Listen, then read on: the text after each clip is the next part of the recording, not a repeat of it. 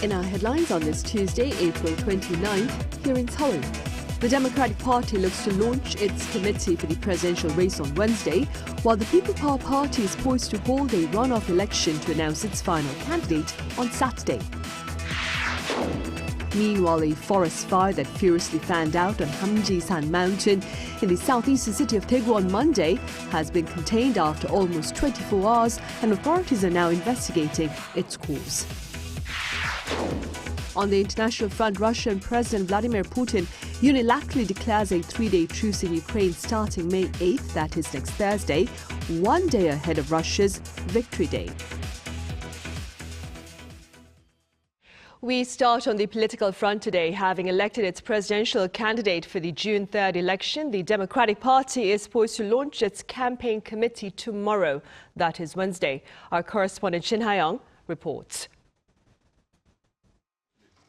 With 5 weeks left until the presidential election, the Democratic Party, having officially confirmed former leader Lee Jae-myung as its presidential candidate, is now putting together its election campaign committee. With plans to launch the committee on Wednesday, the party aims to form it with a focus on unity. A true Republic of Korea is a community that comes together through greater unity and cooperation. That's what we need to build. Starting tomorrow, the DP will shift into campaign mode and focus all its efforts on winning the presidential election. He has been taking steps to emphasize unity and broaden his appeal to centrist and conservative voters, mentioning the word unity 14 times in his acceptance speech on Sunday. The party said the committee will include members from various factions regardless of their political background. It has already shown such an intention by recruiting former Environment Minister Yoon Yeol-jun, known as a conservative strategist, to one of the top posts in the campaign. The party is also open to bringing in more centrist and conservative figures from across the political spectrum. Lee is reportedly planning to meet with his primary rivals, Kim Kyung-soo, former Gyeongsangnam-do Province Governor, and Kim Dong-yeon, current Gyeonggi-do Province Governor. Kim Dong-yeon cannot officially join the committee because he is a sitting governor, but Kim Kyung-soo is expected to join if asked. Liberal figures outside East faction, such as former Prime Minister Chung Se-kyun and Kim Bu-kyum, are also being considered for the campaign committee. Kang Keum-sil, a former justice minister under the Roh Moo-hyun administration, is joining the campaign as the committee's chief chair. Shin Ha-young, Arirang News. The People Power Party, for its part, is poised to hold a runoff election between two contenders, with the results to be shared this coming Saturday. Our correspondent Kim Do-yeon has the latest. It's now down to two, Kim Moon-soo and Han Dong-hoon. The People Power Party announced the winners of the second round of voting on Tuesday. The second round had been fierce, with no clear frontrunner from the 3 days of heated debates. But as the results were announced, they continued to emphasize party unity, as the Democratic Party of Korea's Lee Jae-myung, certainly not an easy opponent, awaits in the presidential election.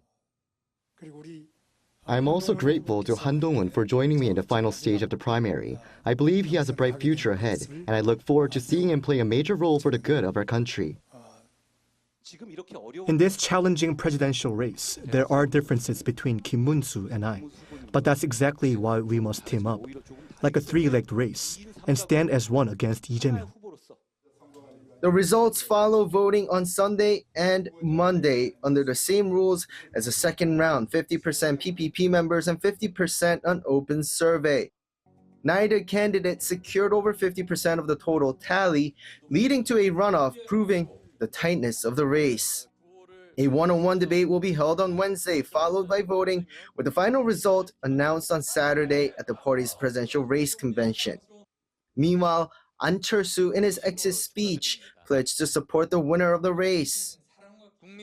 We must work harder to overcome the crisis facing our party. Whoever wins, I'll give my all to stop Lee Jae-myung and bring about a change in government. Hong Jun-pyo, as he said before, declared his retirement from politics, a 30-year career with 5 terms at the parliament and 2 gubernatorial posts.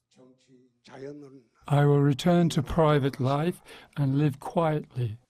My role in this presidential race ends here. The race yet again is between one candidate who was against impeachment, Kim Moon-soo, and one pro-impeachment of President Yoon Suk-yeol, Han Dong-hoon. This translates to someone more appealing to conservative and traditional PPP members versus someone more appealing to moderate and undecided voters. In addition, Kim has been openly supporting the idea of acting President Han Duck-soo running for the presidency and merging camps, while Han has even called the party's support of this a defeatist mindset. Kim Do-yeon, Arirang News. In other news, firefighters here have been racing against time since Monday afternoon to contain a wildfire on a mountain in the southeastern city of Daegu. Our An Sung-jin files this report.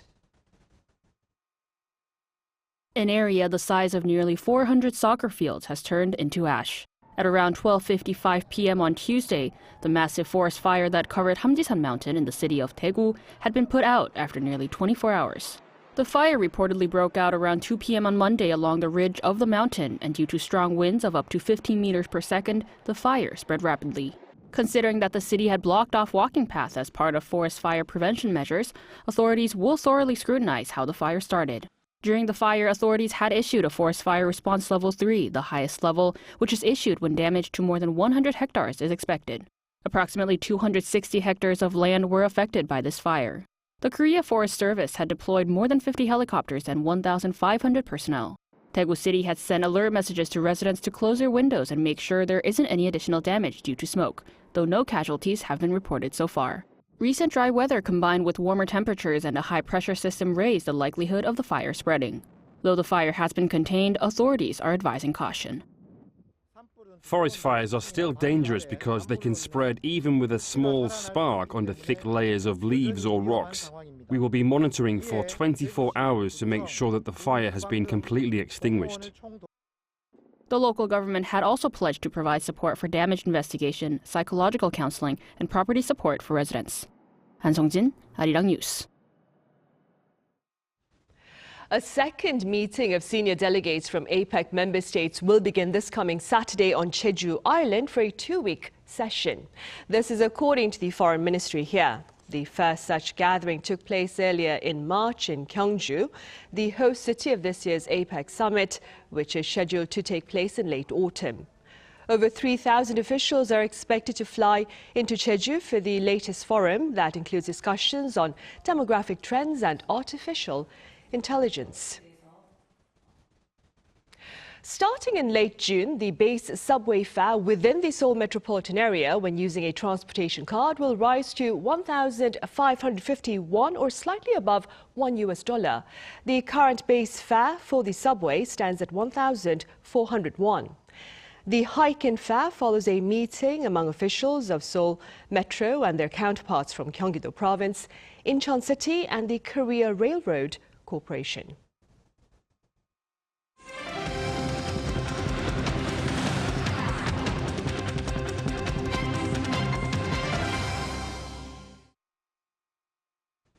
Russia has unilaterally called for a 72-hour truce in Ukraine starting next Thursday, ahead of its Victory Day celebration. Our Shin Se-byuk reports. Russian President Vladimir Putin on Monday unilaterally declared a 3-day ceasefire in Ukraine from May 8th to the 10th to mark the 80th anniversary of Victory Day, 2 weeks after a 30-hour truce over Easter. The latest announcement made via a telegram message added that the ceasefire was, quote, based on humanitarian considerations. It further explained that all military actions will be prohibited during the ceasefire period and called on Ukraine to follow the ceasefire protocols. It warned that if Ukraine violates the ceasefire, the Russian military would respond, quote, appropriately and effectively. The temporary ceasefire also comes as U.S. President Donald Trump warned on Saturday that he may consider introducing sanctions against Russia if Putin doesn't intend to end the war. However, the White House on Monday stressed that what Trump wants to see is a permanent ceasefire, adding that the U.S. leader has been frustrated with the lack of progress made in peace talks between Moscow and Kyiv. He wants to see a permanent ceasefire. The president has made it clear he wants to see a permanent ceasefire, first to stop the killing, stop the bloodshed. Ukrainian President Volodymyr Zelensky, in a video speech on Monday, also dismissed Moscow's announcement as an, quote, attempt at manipulation, and called for an unconditional ceasefire for at least 30 days. Now, once again, there is another attempt at manipulation. An immediate, complete, and unconditional ceasefire for at least 30 days to ensure it is guaranteed and reliable is what can provide the foundation for real diplomacy. According to one expert, Putin's unilateral ceasefire decision is a gesture aimed at seizing the initiative in war-related negotiations and attempting to negotiate directly with Trump, bypassing Ukraine. If I am a bit blunt here, Ukraine can only resist Russia with the help of the US. So what Putin is trying to do now is that he's trying to negotiate directly with Trump over the head of Ukrainians. He added that Putin's underlying message is clear, that he can end the war at any time if his demands are met. 신새벽 Arirang News. Meanwhile, a North Korean defense delegation has departed for Russia, sparking rampant speculation about its purpose. Our Kim Bo-kyung explains. Ahead of Russia's 80th Victory Day celebrations on May 9th, North Korea's military delegation has left for Moscow to attend an international event. According to the North's state-run Korean Central News Agency on Tuesday, the delegation led by the Deputy Director of the General Political Bureau of the North's Korean People's Army departed Pyongyang. Though the North's media said the visit was for an international anti-fascist conference, speculation has risen over the possibility of the delegation visiting Moscow to discuss Russia's Victory Day parade or North Korean leader Kim Jong-un's potential visit to Russia around that time. Instead of attending Russia's Victory Day ceremony, the focus is likely to be on a potential North Korea-Russia summit, with Kim Jong-un's visit to Russia expected to happen around that time. Rather than participating as just another leader in a multilateral setting, Kim is likely to focus on a one-on-one meeting, where his alliance with Russia and contributions to its war effort could be more highlighted. The North's 노동신문 newspaper published Putin's recent statement thanking Pyongyang on its front page. This came a day after North Korea officially confirmed its troop deployment to Russia. Putin's statement said that the deployment was in accordance with international laws, along with the Comprehensive Strategic Partnership Treaty, which Kim and Putin signed in June last year. While expressing his deepest gratitude to North Korea, Putin claimed Russia would forever remember the heroes of Korea who sacrificed their lives for Russia and for their shared freedom. Meanwhile, as both Pyongyang and Moscow have now admitted the deployment of North Korean troops, Ukraine urged tougher sanctions on them on Monday local time. Ukraine's foreign ministry said the deployment is in violation of international laws and UN Security Council resolutions, and stressed that the deepening military cooperation between Pyongyang and Moscow would pose a threat not only to the Korean peninsula, but also to global security. Kim Bo-kyung, Arirang News. Come next week, the Catholic Church will begin the process of picking its next pope. Our Pyongyang has details. The Vatican announced Monday that the conclave to elect the new pope will begin on May 7th local time. Following Pope Francis's death on April 21st, 135 cardinals under the age of 80 from around the world will gather at the Vatican to participate in the secret election. Preparations are already underway, with the Sistine Chapel closed to the public on the same day. The conclave, conducted via anonymous voting, continues until a candidate achieves a 2/3 majority. On the first day, voting will take place just once, but during the subsequent days, ballots will be cast up to 4 times daily. After each round of voting, the ballots are burned, with the color of the smoke indicating the result. Black smoke rising from the Sistine Chapel's chimney signals that no decision has been reached. However, when a pope is finally chosen, white smoke will be seen, and the bells of St. Peter's Basilica will toll.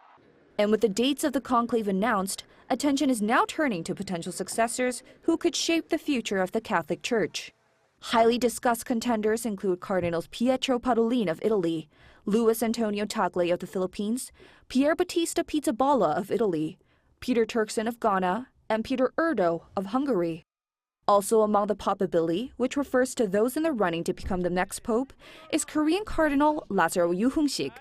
Italy's most read daily newspaper, the Corriere della Sera, last week named Yu among the 12 leading candidates for the papacy. Though there is no fixed time limit, modern conclaves have typically lasted 2 to 3 days, with the longest in recent history lasting 5 days. With a more diverse college of cardinals than ever before, the Catholic community awaits the election of its new spiritual leader. Hyun-young, Arirang News. And staying in Europe, an unprecedented power outage plunged Portugal and Spain into complete darkness on Monday. Our Park Hyo-bin has more. Cheers erupted as lights gradually flickered back on across the Iberian Peninsula late Monday night. By early Tuesday, around 90% of Spain's national grid had been restored, with lights also returning to Lisbon. The massive blackout had plunged much of the region into chaos earlier in the day. Traffic lights went dark, causing major traffic disruption. Police were dispatched to key intersections to manually direct traffic. Subways and trains ground to a halt, leaving hundreds of tourists and residents trapped in the dark, many experiencing moments of panic. High-speed train services were also disrupted, forcing passengers to disembark. They opened the doors so it could, freshen up and everything. After, I would say, an hour, the battery died down of the train. And then that's it. The bathrooms weren't working. And so it's so stupid because everything was electronic. As the Spanish government declared a national emergency, long lines formed outside supermarkets and gas stations as people rushed to stock up on essentials. I don't know. We've been without electricity for a while now. We don't know how long it's going to be, so we're buying what's possible to buy for the moment. The exact cause of the outrage is under investigation. It's better not to speculate. We'll know the cause. We do not rule out any hypothesis, but now we must focus on the most important thing, which is to restore electricity to our homes. The two countries held emergency cabinet meetings in response to the crisis. Spain is receiving emergency electricity from France and Morocco, but no timeline has been given for full restoration. Meanwhile, Portugal expects normal service to resume as early as Tuesday, prioritizing hospitals, airports and railways. Park Hyo-bin, Arirang News. Up next, we learn about a prominent Korean comic artist who continues to be celebrated for his unique tale-telling technique. Cha Yoon-kyung shares his story. Artist Koh Woo-young received high praise for raising the standard of Korean comics. He was a true storyteller who reinterpreted classics and folk tales to give them a modern viewpoint. He left a lasting impression on his readers by reinventing strong characters from retold traditional tales like 일지매 and 가루지기. The Chinese classics, such as 삼국지 and Water Margin, were also reinvented through Koh's humor and art. We say that the history repeats itself. While I was working on Chinese classics, outside my hair stood on end several times. It is just as the same as our situation. More than a lesson. A story from 1,000 years ago could be our story too. The comics of Koh Woo-young secured a large fan base of adult readers, opening up a new world of Korean comics. Koh also received much love from the readers, increasing newspaper sales in the process. The special exhibition, Storyteller of Our Times, Koh Woo-young, sheds light on Koh's artwork and heritage. We planned this exhibition with the hope that people, those who have read his works and young people, can rediscover the values of artist Koh Woo-young's works.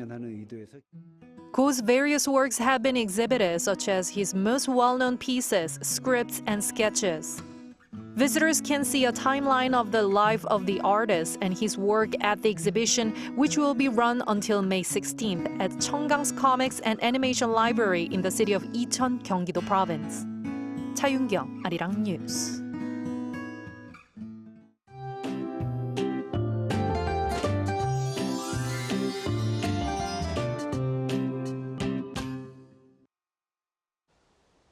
The atmosphere is very dry as a clear weather continues every day. Dry weather advisories have been expanded to most parts of the country, and dry weather warnings are in effect for most parts of the East Coast and Chungcheongbuk-do Province, Daegu and Gyeongsang-buk-do Province.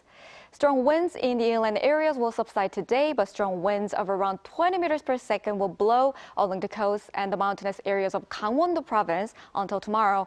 Small embers can turn into large fires in this wind, so please take extra precautions.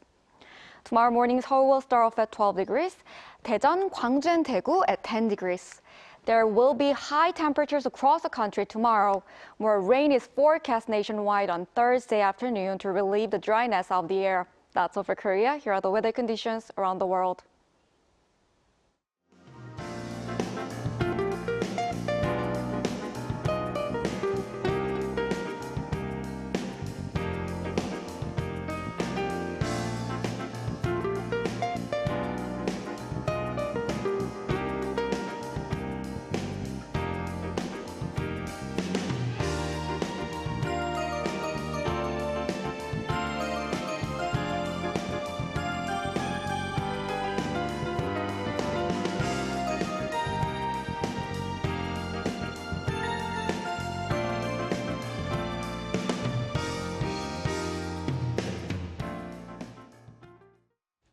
Those are the headlines at this hour here in South Korea. Coming up right after this break is our daily panel session. And today we touch upon the latest on partisan primaries as well as pending national security concerns.